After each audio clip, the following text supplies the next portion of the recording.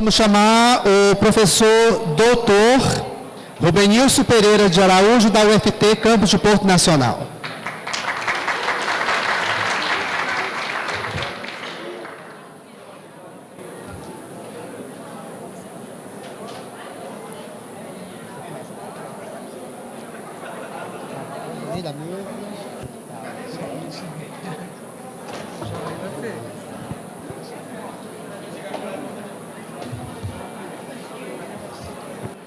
Bom, os palestrantes terão de 15 a 20 minutos para as suas falas, depois nos abriremos para o debate. Vamos ouvir primeiro, então, o nosso professor Jefferson.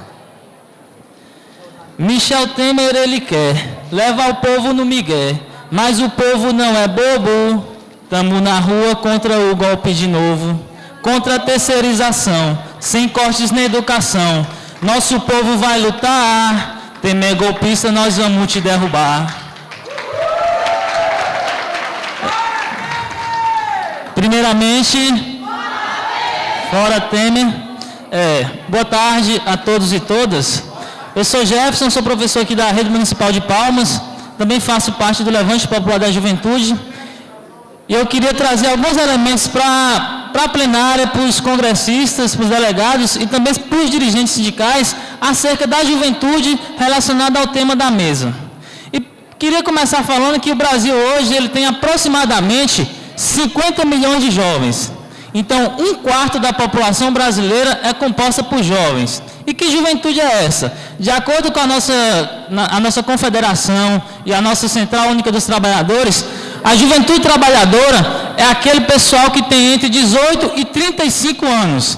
E, consequentemente, como a expectativa de vida da população tem aumentado, então, cada vez mais também esse espaço de juventude, de tempo adulto, de criança, eles sofrem constantes mudanças. Mas a Constituição de 88, ele garantiu esse tempo do que é ser jovem. Isso é muito importante.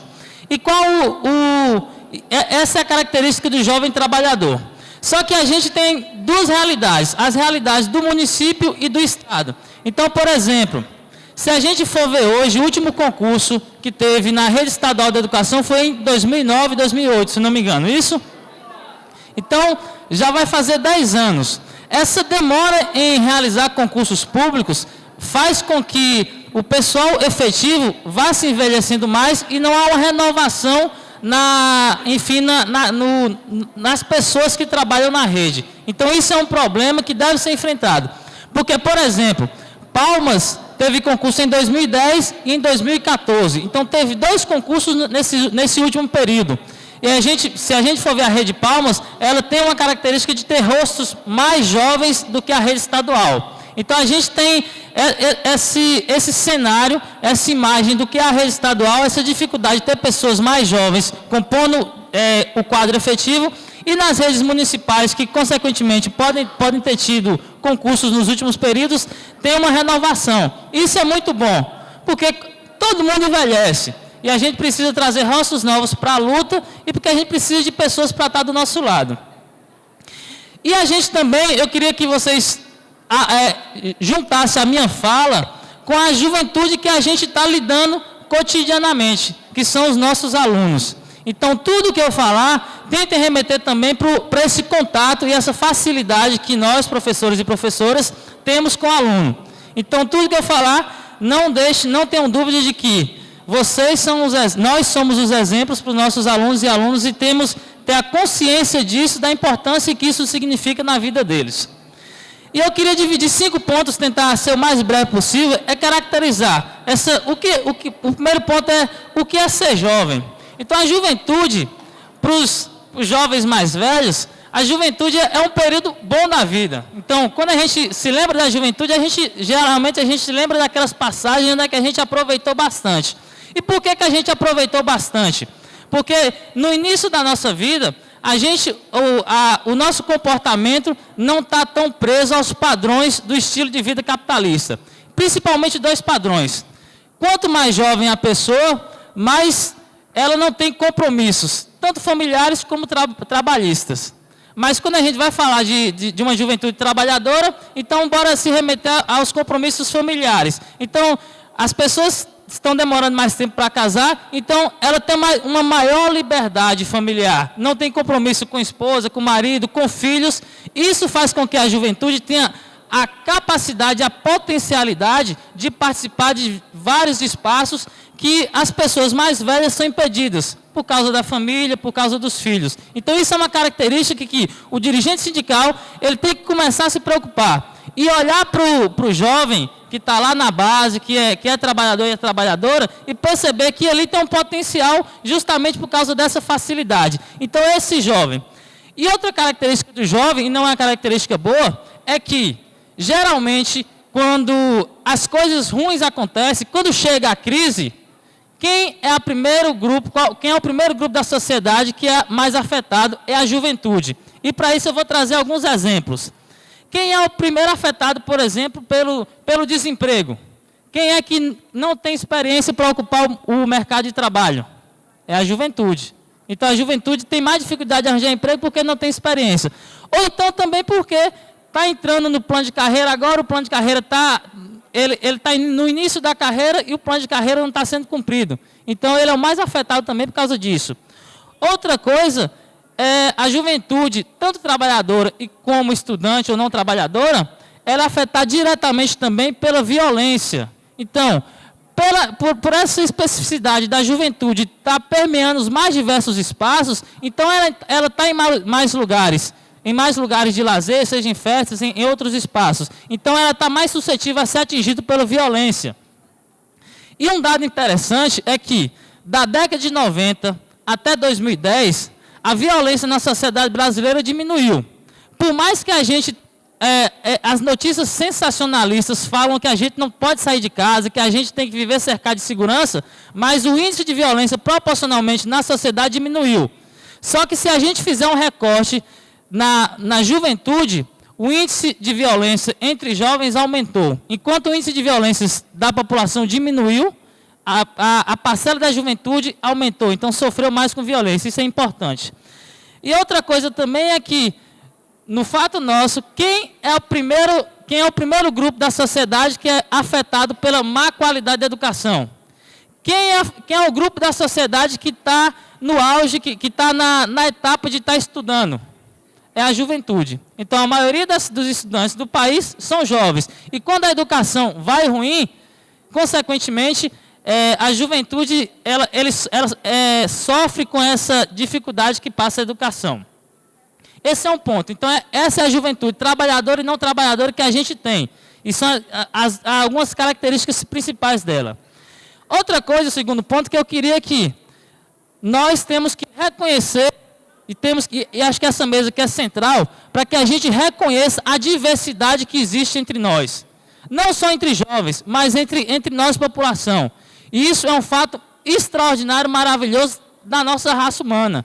Então, reconhecer a diversidade racial, a diversidade de gênero e todas as diversidades é de fundamental importância para que a gente possa criar políticas públicas, para que a gente possa acabar com todo tipo de violência, opressão, enfim, que está presente por causa dessa diversidade. E a juventude, por ser a parcela da sociedade que tem mais condições, que tem mais essa liberdade, ela é que mais expressa toda essa diversidade. Seja por deixar seu cabelo black crescer, seja por reafirmar sua identidade de gênero, seja por mais diversos motivos. Essa liberdade de ser jovem faz com que o jovem tenha a necessidade de se expor e de se mostrar para todos, seja nas suas mais diversas diversidades. E temos que reconhecer isso. Então, uma coisa que eu queria chamar a atenção, não dá para um sindicato que representa uma categoria tão grande e tão diversa, ter dirigente sindical racista, machista, homofóbico. Isso não podemos aceitar, que fique claro. A gente podemos até identificar e perceber isso na base. E o dirigente tem o dever de fazer com que sua base mude sua opinião e tenha uma base menos racista, menos homofóbica, menos racista, menos cheia de todos os preconceitos. E eu falo do dirigente por quê? Porque a nossa Confederação Nacional dos Trabalhadores, a CNTE, tem diversos coletivos. Coletivo do pessoal LGBT, de indígenas, justamente para dar formação e condição para que o dirigente sindical não seja racista, nem machista, nem homofóbico. consequentemente, passe a respeitar a sua base e consequentemente, passe a ser referência. A gente pode até ver isso na base, mas não podemos ver dirigente, aquela pessoa que está na frente do movimento sindical, aquele diretor de sindicato, ter alguma característica que tem algum tipo de preconceito. Então, a gente precisa reconhecer essa diversidade, que não está presente só na juventude, mas a juventude, a gente identifica essa maior liberdade de se expressar.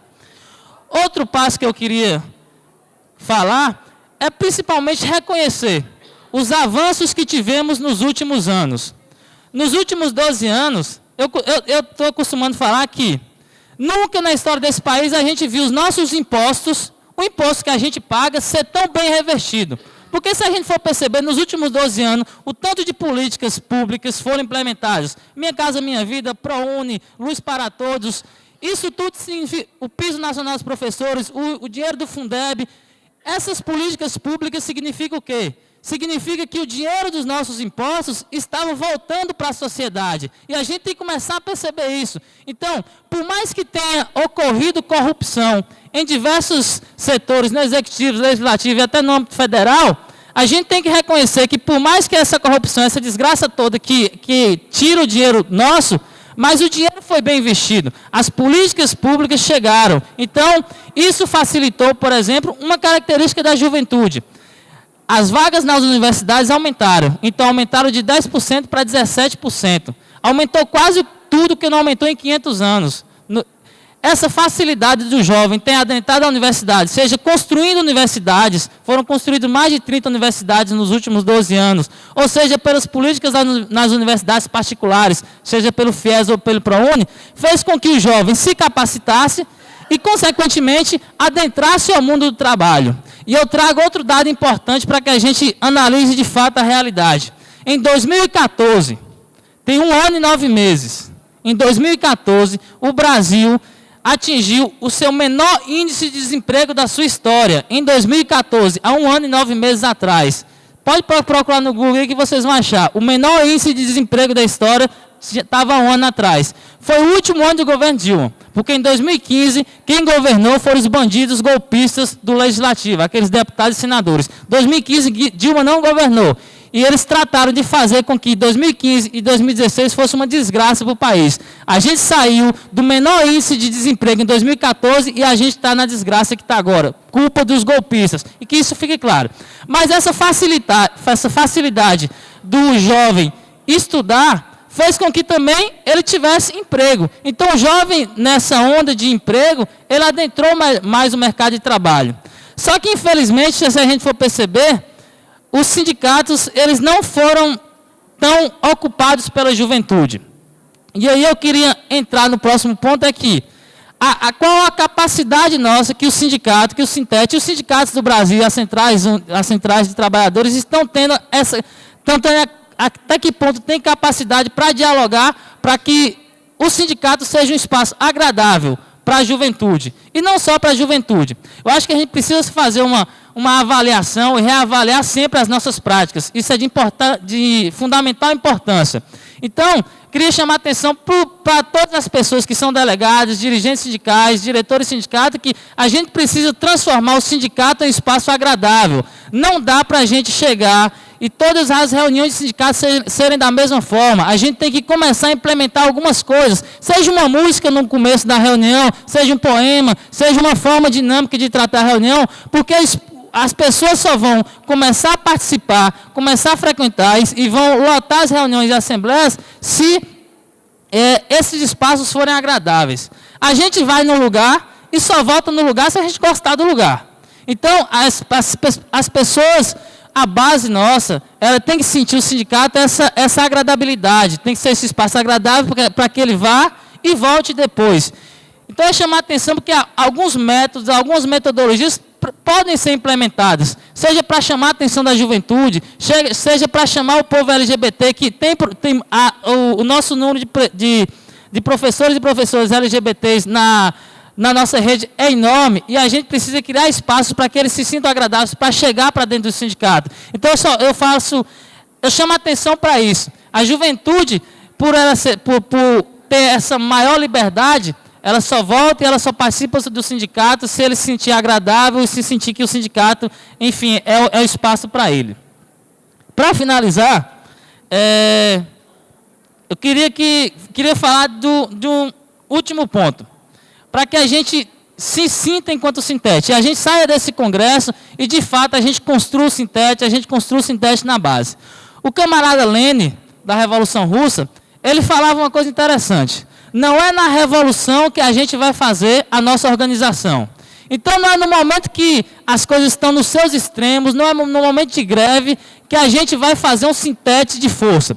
A greve vai fazer com que o Sintete faça luta, mas a gente precisa incorporar o conceito de que o Sintete é construído dia a dia no chão da escola. Então, a gente precisa chegar em uma greve, em uma mobilização, em uma assembleia com o sindicato forte. Não dá para deixar de esperar chegar a greve para a gente construir o sindicato. A gente tem que acabar com isso. A gente tem que construir um sindicato forte todo dia para que a gente chegue numa greve e que a greve não possa durar nem dois dias, porque a base toda vai ter consciência e vai acampar a luta junto com o Sintete. E o Lenin falava isso, não vai ser em momentos extremos, não vai ser no momento onde é que as coisas estão à flor da pele que a gente vai construir nossa organização. A nossa organização, o nosso instrumento de luta, que é o Sintete, a gente tem que construir todo dia.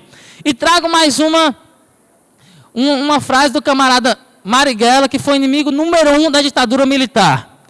E ele falava, e eu vou falar a mesma coisa que ele falou na época da ditadura. Não é tempo de ter medo. O tempo de ter medo já passou. O Temer está aí e não está de brincadeira. Eles não deram golpe esse ano para daqui 2 anos perderem na eleição. Então, a eleição de 2018, eles vão concretizar esse golpe tentando eleger um golpista para a presidência através do voto. Então, não é hora de ter medo, porque daqui 2 anos a gente vai estar numa desgraça maior do que está hoje. É hora de arregaçar as mangas e ir para a luta. Infelizmente, em tempos golpistas igual estamos, a gente sofre várias derrotas, mas também a gente tem que começar a perceber que esse tempo, por mais que a gente vai ter várias derrotas, mas pode abrir várias janelas de possibilidade. Então, é mais fácil a gente conversar com a base, é mais fácil a gente conversar com o estudante, e isso a gente tem que criar essa facilidade. Em tempos de derrota, a gente também tem que enxergar janelas de possibilidade para que a gente possa fazer o enfrentamento. Por mais que a gente venha e vá sofrer muito, mas a gente tem que aproveitar essas janelas de possibilidade. Os sindicatos estão voltando a discutir a conjuntura nacional com a sua base, com seus estudantes, com a sua juventude. Isso é de extrema importância. Isso é uma janela de possibilidade que está aberta. Não vamos fazer o que fizemos na década de 90. Na década de 90, quando Fernando Henrique Cardoso começou a implementar suas políticas neoliberais, o que é que os sindicatos fizeram? Se fecharam. Com uma certa coerência, porque Fernando Henrique estava acabando com tudo. Foi na época de Fernando Henrique que começou-se a judicializar as greves. Até então, judiciário nenhum decretava greve legal ou ilegal. Isso não era de interesse do judiciário. Mas a partir de Fernando Henrique, os judiciários começaram a entrar dentro dos sindicatos e falar se greve é legal ou ilegal. Então, os sindicatos começaram a perder tanto que se fecharam. Se fecharam e deixaram de conversar com a base. Então, o momento agora não é de se fechar. O momento agora é de abrir as portas, de conversar com a base, de transformar coxinha em progressista e de gritar fora Temer. Obrigado. Então, ouvimos a palavra do nosso companheiro Jefferson, falou sobre juventude.